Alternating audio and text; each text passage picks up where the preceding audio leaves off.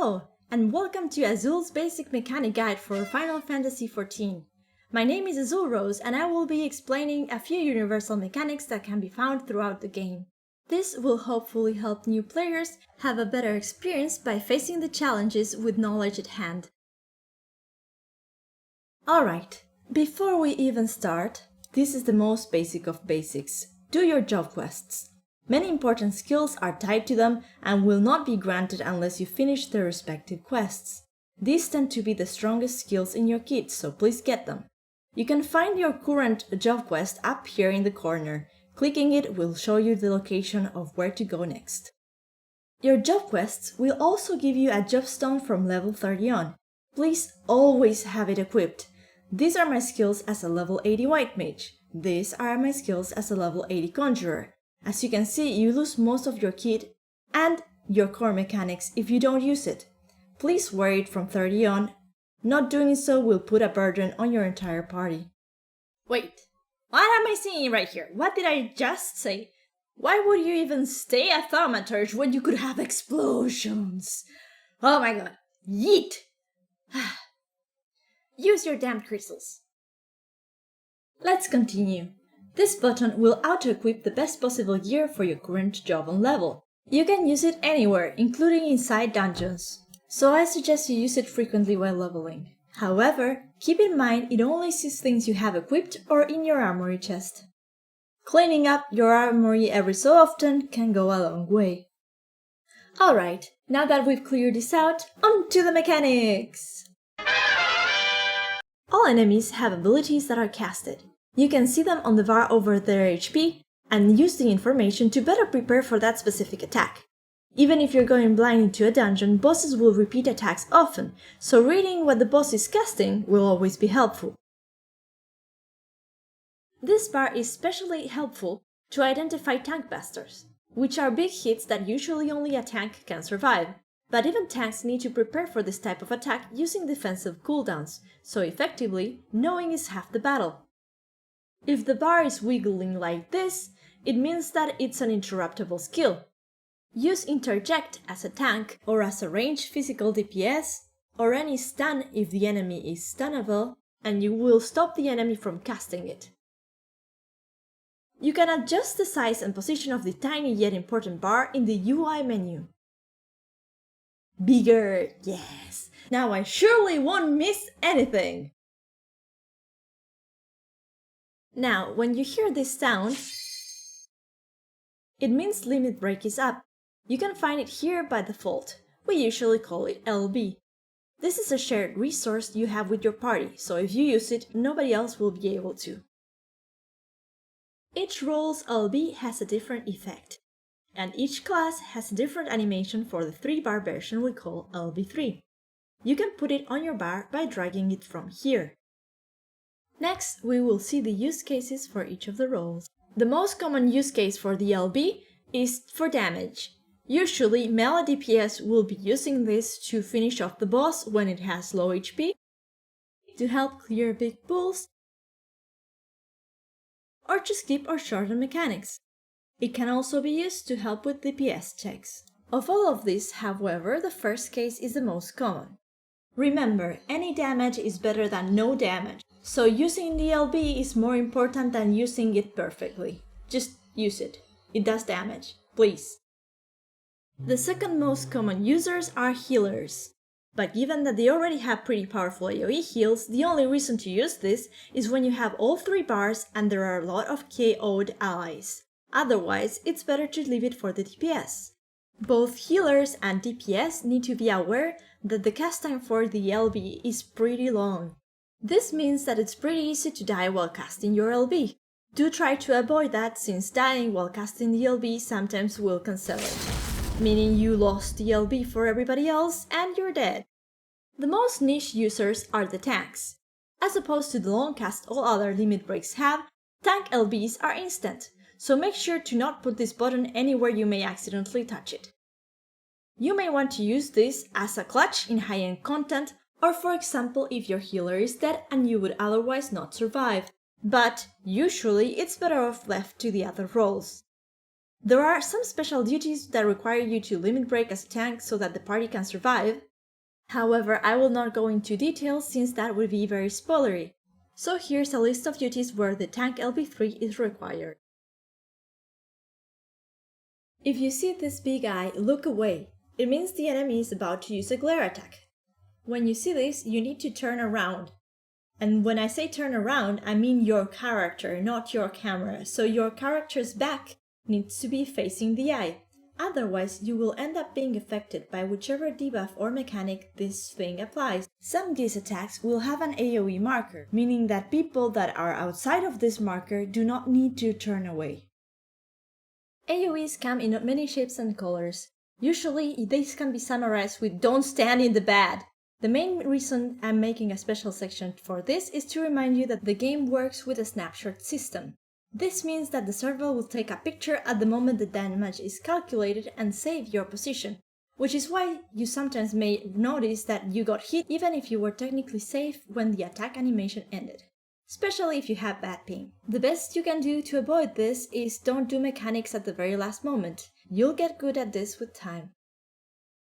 This is what you call a sequential AoE, and it will blow up in phases. The right way to do this is to stand on a safe zone until the zone next to yours has exploded, and as it's exploding, move on to that area. This isn't always clearly marked on the floor, especially when it comes in the shape of bombs or other things. This mechanic is called time eruption. It is basically a sequential AoE, but it uses the clock markers to let you know which ones are gonna go first. Stand on the slow clocks and then move on to the fast ones as they explode. Puddles are box standard AoEs except for the fact that they remain for a while. Try to place them in areas where they will not become a problem to the party. This is a stack-up marker.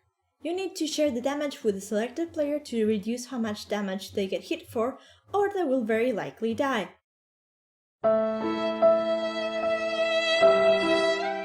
Run to your allies if they get it. Do not run away if you get it.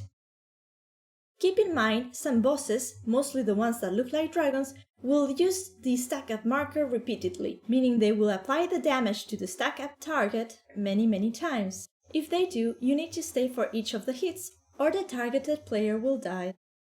In Endwalker, multi-hit stack-ups display vertically like this.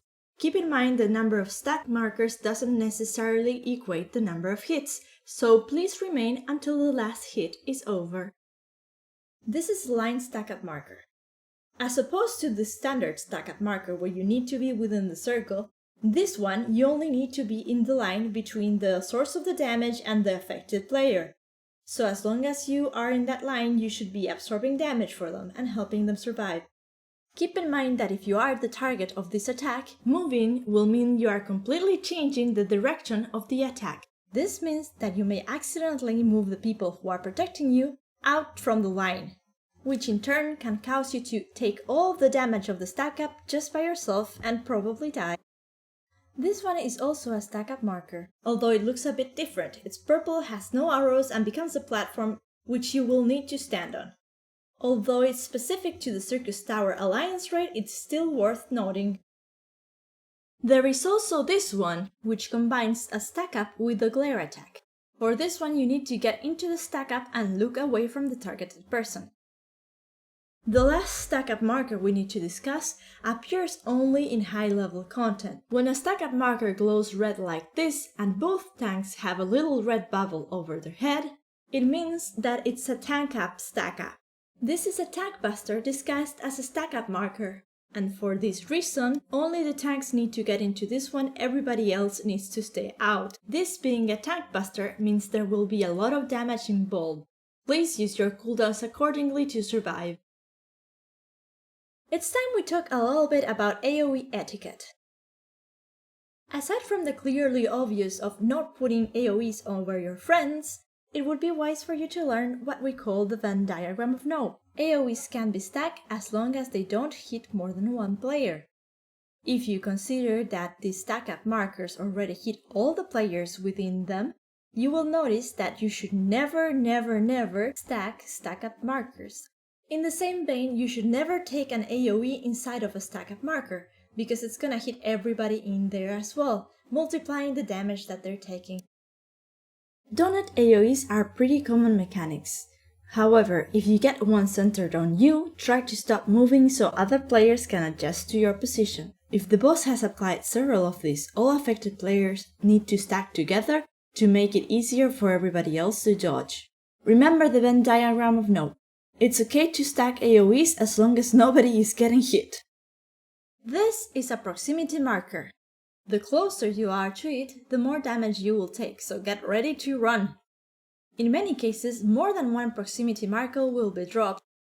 This means that you will need to find the safest place possible considering the 2 or more markers that have now dropped into the arena.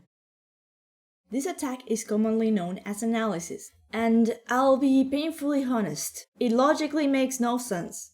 It will put a little AoE around you with 4 wedges, one of which will be missing. Your goal is to point this empty defenseless hole towards the danger. This makes it extremely counterintuitive, and I've seen a lot of people die to it, but that's just how it works. So, yep. There are many different overhead markers that you can get. Unfortunately, they tend to vary a little bit from duty to duty, but I'm gonna be discussing their most common uses. This one is a simple AoE marker. It usually means that an AoE is about to be placed onto you. Take it away from people. This red Dorito means that you need to stack up with somebody else with the same red Dorito, usually to avoid a mechanic. However, given that this red Dorito is also used to represent the first case, AoE drops, you need to look at your feet. If there's a big circle around you, then do not stack because that means that you're gonna be dropping an AoE, and we've already seen in the AoE etiquette that you should never put AoEs on other people. This green one is a placement marker. It usually means that you're about to drop a proximity marker or a big rock. Talking about big rocks, they are usually followed by meteors. Please hide behind the rock in a way that it will block line of sight with the source of damage. Because of this, it's best practice to avoid dropping the rocks against the very edge of the arena or in the dead middle of the platform, given that this will make it very difficult to hide from the incoming meteor, since hiding inside of the rock does not count as protection, and if you're under the meteor there is no way the rock will provide line of sight cover. On the opposite end of the spectrum, we have the Soakable meteors and towers. Basically, if you see this kind of towers, or you see this kind of AoE with a meteor slowly and menacingly descending upon it, you need to go standing it. Yeah, I know, it's kinda counterintuitive, especially since we just spoke about meteors, but that's just the way it is. You need to standing it to soak the damage or the party will be punished, usually with more damage. Unlike stack-up markers, these ones usually require a single person to clear, but you will need 1 person per marker on the floor, or the mechanic will count as a fail. This one is called Hand of Time. Unlike other meteors, this one does not require you to stay on it. Instead, stepping on it will change the direction of the hand. This is important because the hand will point towards the area that will explode, so it's vital to not accidentally step on them. Make sure to point them outwards to help create a safe zone. Sometimes the boss will assign players numbers. This is usually represented in dots or swords. The boss has just been kind enough to show you the order in which he plans to do his next attack, so please spread and stay away from the marked people to not get hit repeatedly. Flare is a combination of a normal AoE and a proximity AoE. If you ever get these 3 white arrows, you need to move away from the rest of the people. Contrary to what the arrows might indicate, the proximity AoE part fires off in every single direction. So do not try to aim this, since the damage will be based on your distance to them and not on the line of sight of the arrows. This type of marker is usually known as prey marker. It appears when the boss is about to center a mechanic on you, be it by placing chasing AoEs, targeting you with lasers, or basically anything. Sometimes, these markers can be passed on from person to person. However, you need to be careful because once you pass them on, you cannot get them back. So please be mindful whenever passing on markers. And now, a little demonstration of what not to do with transferable prey. Hot potato, hot potato, hot, hot, hot! Hot potato, hot potato! There are several different types of tethers. They usually mean an incoming mechanic or damage towards your character. Some of these can be broken by moving away from the source of the tether.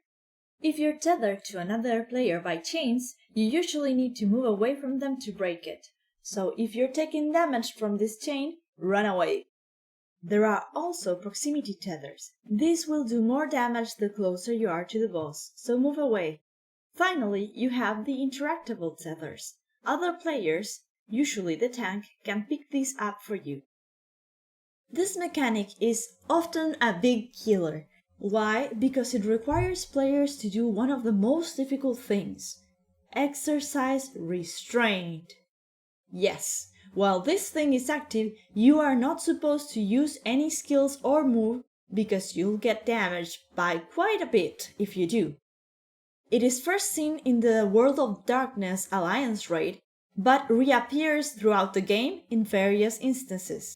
A very similar mechanic tends to happen where a dial will appear above your character's head and start counting down. Make sure you stop all actions or movement by the time this countdown finishes, or you will be punished.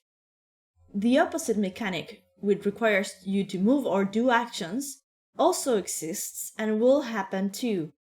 But whenever both of these are involved, you will usually get either a play or pause button over your head as a guidance marker. The game will sometimes put players in timeout. This means that they will be removed from action until other players break them out. Usually this mechanic will either inflict a lot of damage or outright kill the player that has been captured, if not released in time. This mechanic turns the floor into ice. When this happens, be careful to not move or be cautious while moving because you'll be sliding around and can easily fall from the platform. There are plenty different debuffs in this game. They are represented by this downward arrow shape in your UI. Now, if the debuff has a white bar over it, your healer can cleanse it, otherwise they can't, and you will have to either bear with it or figure the mechanic that removes it. Small reminder that being resurrected after a KO will also place a debuff on you, so try not to die, maybe? This debuff represents a vulnerability stack. You get them when you or your party mess up a mechanic. It makes you squishier and therefore much more likely to die. Try to avoid getting these. Your healers will thank you. This mechanic is called Forced March. This will force you to walk in a certain direction. There are two main ways in which this mechanic may happen. Either the name of the attack will explicitly say the direction, or you will be able to see it by looking at the arrow in your debuff bar. Again, this will depend on where your character model is faced rather than the camera. Point yourself accordingly to not die whenever you start walking. This mechanic is called temporary misdirection, and it will put a cursor over your head that will mark the direction in which you move. The way this works is that the cursor will spin until you press any movement key, and that will define the direction of movement. So what you want to do here is test the direction of your movement until you find the direction you want to go in and hold it.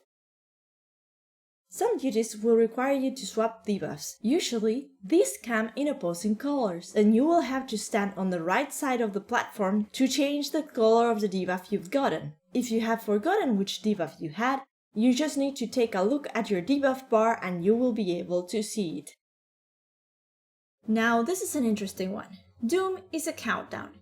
If it reaches 0, you are instantly KO'd. Yep, you're dead. Just like that. So you may be thinking, how do I avoid this? How do I stop it? Please, make it stop. And well, it depends on the type of Doom you got. So now I will be explaining just that by dividing them into 4 categories according to how they can be removed. The first type is the Esunable Doom. By far the simplest to identify. If it has a white bar over it, simply Esuna the affected target and they will be safe. The second type is the HP Doom, also known as the Living Dead Doom. You can remove this Doom easily by healing the target back to 100%. The third type is the Mechanic Doom. This one is cleansed by doing a mechanic correctly. Usually this requires standing in the glowy platform to clear it.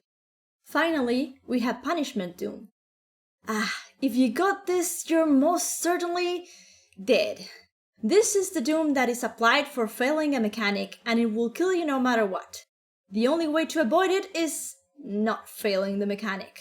Early instances of this combine the punishment doom with the mechanic doom, allowing the player a way out of the mess they got themselves in. If you're lucky enough that this is the case, run for that glowy platform, run for it! Your life literally depends on it. When you see these kind of arrows, it means the boss is about to do a spin attack. This means the boss will rotate his attack in the direction of the spinning arrows. Stand behind it and follow its movements to remain safe. While this mechanic is fairly rare, I wanted to explain it because I've seen a lot of people struggle to understand what to do here. These are summoning circles. They require the amount of people equivalent to the glow for them to deactivate. If they are not all deactivated in time, they will summon more stuff. So you definitely want to coordinate so all of them can be deactivated. Well, I suppose that more or less covers it. And while that's all I have for mechanics, next up is the general advice section, which may end up helping you regardless, so I invite you to take a look at it. Quests marked with these symbols are unlock quests. They unlock everything from classes to dungeon to dances, so it's always a good idea to prioritize doing them when you have time. Here's a list of things that start or are unlocked by a blue quest. Don't miss out! Next we will be discussing certain features of the Duty Finder. While I suppose you know what the Duty Finder is, there are a few cool options to note. This is the Undersized Party button. It allows you to enter a duty ignoring class restrictions. Wanna run an all-healers Stasha? Try to solo a dungeon? This is how you do it. It also automatically disables level scaling. Haha, level 17 fish, fear my level 80 might! On the other hand, you can re-enable level scaling and select minimum eye level for extra challenge. Explorer mode allows you to enter instances without enemies for screenshot or exploration purposes. It also lets you use your limit breaks as if they were charged, change classes, or ride mounts within the duty. Unfortunately, this is mostly limited to Shadowbringers dungeons for now. Finally, if you're queuing as a 4-man group, selecting this option will make your leveling roulette not pick dungeons any lower than 7 levels under the minimum level character in your group. This is really useful because it will allow you to avoid low-level dungeons that could be bothersome in your roulette. However, keep in mind you will not receive any of the adventure need bonuses, even if the role you're queuing with matches the type of role that was needed at the time of queue. If you're planning to farm any duty or are thinking about doing high-level content, my suggestion is using Party Finder instead of Duty Finder. This tool allows you to create or join parties for a specific duty. This is great for learning high-difficulty content and will save you the frustration of going into a Duty Finder group that will start dropping when things don't go well. It will also allow you to requeue with the same people over and over, making it much easier to continue farming for mounts, materials, or whatever it is that you're trying to get. Well, that's about it. I hope you guys have enjoyed this little guide and that it may help you in your future endeavors. Azul Rose out!